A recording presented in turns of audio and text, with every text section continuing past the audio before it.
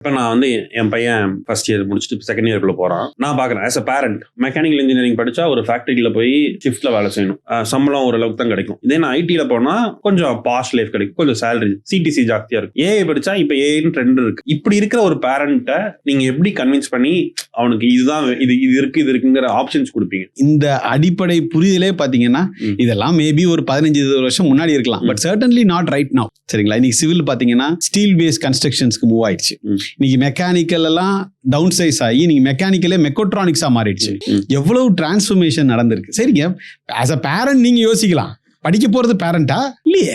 எனக்கு ஒன்றும் நல்லா ஞாபகம் இருக்கு, ஒரு ஸ்டூடெண்ட் இங்க சென்னையில இசிஇ படிச்சு முடிச்சுட்டு அந்த பொண்ணு வந்து படிச்சு முடிச்சு டிகிரி வாங்கிட்டு அவங்க அப்பா கிட்ட சொல்லுது, உங்களுக்காக நான் இன்ஜினியரிங் படிச்சு முடிச்சுட்டேன், எனக்காக நீங்க ஒண்ணு பண்ணணும், சொல்லுமா உனக்கு என்ன பண்ணணும் சொல்லு, நான் பண்ணிடுறேன். I want to study bachelors in psychology. அவங்க அப்பா ஷாக் ஆயிட்டார். பட் ஹி ஃபெல்ட் அவ சொல்றதுதான் correct, it's her life, her passion. என்கிட்ட வந்தாரு, சார் ஆர் யூ ரெடின்னு கேட்டேன். And I sent her with 100% scholarship for bachelor's in psychology in Hungary. முடிச்சுட்டு இப்போ அவங்க இன்னைக்கு மாஸ்டர்ஸ் ஜாயின் பண்றாங்க.